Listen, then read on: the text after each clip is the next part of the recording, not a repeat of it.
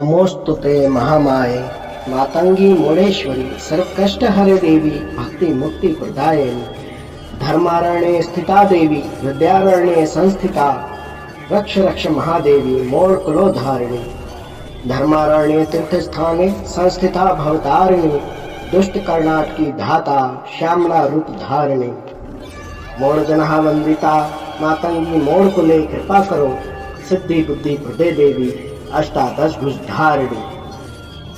सभी से सविनय निवेदन है, चैनल को सब्सक्राइब करें, शेयर अवश्य करें। वीडियो पसंद आने पर लाइक भी करें। आप कोई सलाह देना चाहते हैं अथवा आप कुछ जानना चाहते हैं तो आप कमेंट बॉक्स में कमेंट जरूर करें। जय मोड़ेश्वरी बोल बम। चालीसा क्या है और चालीसा कैसे सिद्ध करते हैं और कितने देवी देवताओं की चालीसा हम एक बार में पढ़ सकते हैं। देवी देवताओं के चरित्र, देवी देवताओं के पराक्रम, देवी देवताओं के रूप का वर्णन, उनके स्वरूप का वर्णन, उनके उत्पत्ति का वर्णन और उनके कार्यों का उद्देश्य और उनकी पूर्ति का फल, यह सब कुछ सम्मिलित होता है चालीसा में। यह लगभग 40 पंक्तियों में होती है और तुकबंदी के या कविता के या काव्य रूप में ये लिखी जाती है। कहा जाए कि बड़े बड़े ग्रंथों में जो सार होता है वो संक्षिप्त रूप में चालीसा में आ जाता है। चालीसा को 40 दिन तक पढ़ा जाता है, अर्थात 40 पंक्तियों में पूर्ण ग्रंथ को 40 दिन तक पढ़ रहे हैं तो यह चालीसा पाठ कहलाता है और इसको कई जगह पर अलग अलग नामों से संबंधित किया जाता है। अब दूसरी बात ये आती है कि चालीसा को सिद्ध कैसे करना है। देखिए, कोई भी चीज सिद्ध करने के पहले शुभ तिथि मुहूर्त आदि का विचार करते हैं। उसके पश्चात संकल्प लेते हैं कि आप किस उद्देश्य से किस पाठ को कितनी बार करने का संकल्प ले रहे हैं। संकल्प में यही चीजें आती हैं। उसके बाद आप हमारा एक वीडियो भी देख सकते हैं कि संकल्प लेना क्यों जरूरी है और कैसे लिया जाता है, संकल्प विधि। तो संकल्प किस तरह लेते हैं वो सब उसमें जानकारी आपको मिल जाएगी। तो संकल्प आपने ले लिया, उसके बाद आप बैठ गए हैं तो आप एक आसन पर बैठ गए हैं और आपने जिस भी देवता की चालीसा पढ़नी है वो उसको पढ़ रहे हैं। आप अगर समय मिलता है तो 2 मिनट का एक चालीसा पाठ होता है। लगभग 1.5 घंटे में आप 40 बार एक चालीसा पढ़ सकते हैं। और 40 दिन लगातार आप पढ़ते हैं 1.5 घंटा, तो 40 दिन की 40 बार पढ़ी गई चालीसा आपकी बहुत जल्दी और बहुत शीघ्र और बहुत पावरफुल सिद्ध हो जाती है।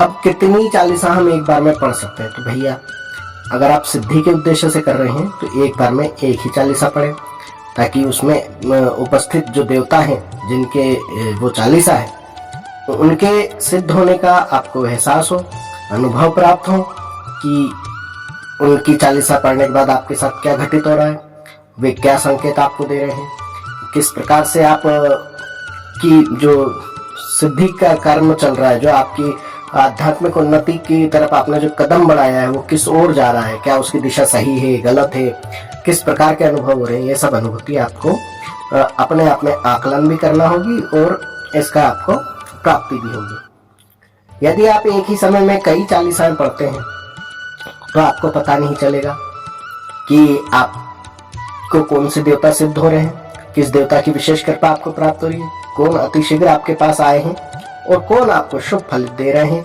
और कौन आप फल नहीं दे रहे हैं या वे सामान्य रूप से चल रहे हैं। दूसरी चीज ये आती है कि जिस प्रकार आप मंत्र जाप को महत्व देते हैं वही महत्व चालीसा का भी है, क्योंकि मंत्र अनुष्ठान थोड़े भारी प्रतीत होते हैं लोगों को। उनको ऐसा लगता है कि हम एक ही मंत्र को कितनी बार पढ़ेंगे, कितना जपेंगे, हमसे नहीं हो पाता, हम उतना समय नहीं दे पाते हैं। उनको चालीसा पढ़ना सहज लगता है।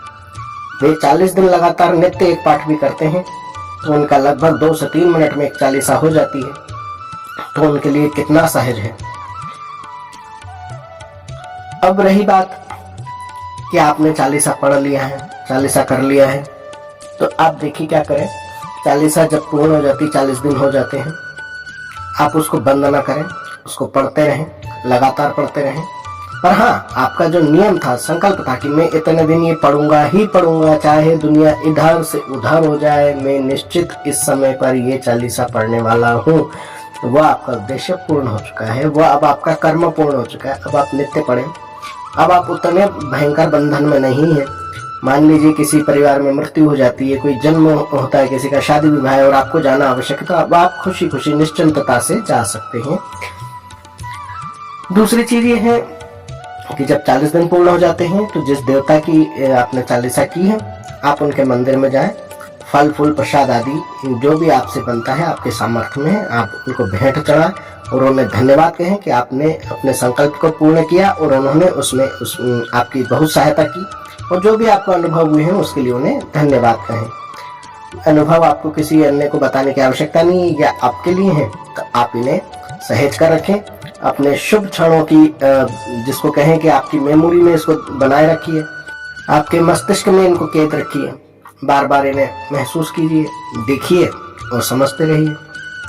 अब जब चालीसा आपकी सिद्ध हो गई, आपने उनको फल फूल प्रसाद आदि चढ़ा दिया, उन देवता से विनती कर ली है कि आप सदा मेरे साथ रहें, सदा मुझ पर कृपा बनाए रखें। जो भी आपका उद्देश्य था, जिस उद्देश्य की पूर्ति के लिए आपने उस पाठ को किया है या देवता का आह्वान किया है, वह उनको याद दिला दें।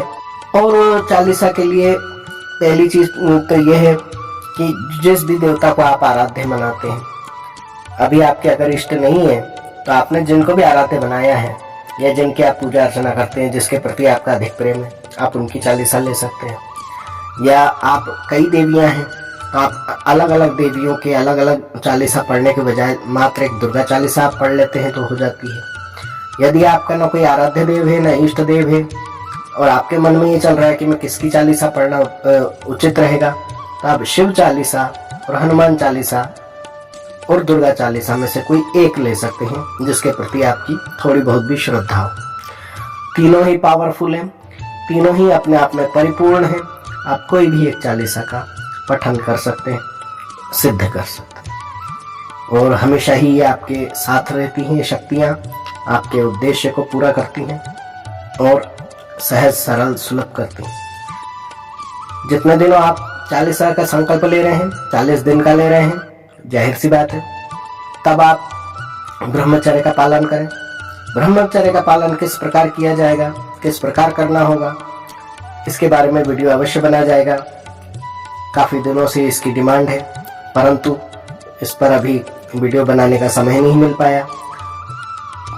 जैसे ही समय मिलता है अति शीघ्र इस पर वीडियो बना दी जाएगी।